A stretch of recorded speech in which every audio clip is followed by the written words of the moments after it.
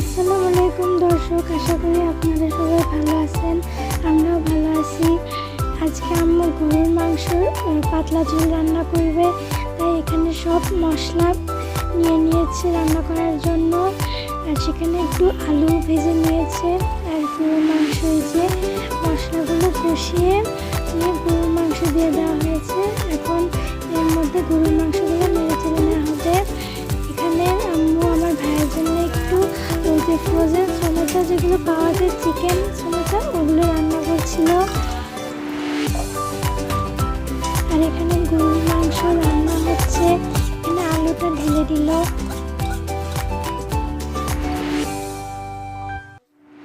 এবার আলু দিয়ে মাংসের সাথে ভালোভাবে নেড়ে চেড়ে নেবে।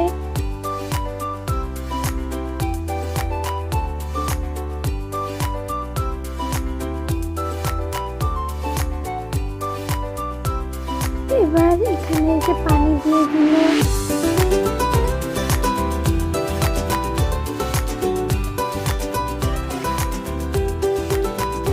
আর এই যে এটা হলো মাংসের ফাইনাল লুক।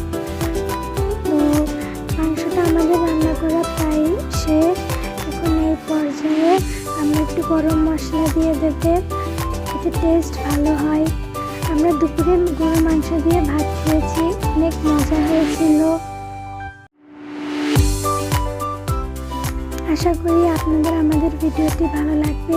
ভালো লেগে থাকলে একটি লাইক ও সাবস্ক্রাইব করে এবং আপনাদের মন্তব্যটি কমেন্টে জানাতে ভুলবেন না। আজকে এই পর্যন্তই। আল্লাহ হাফেজ।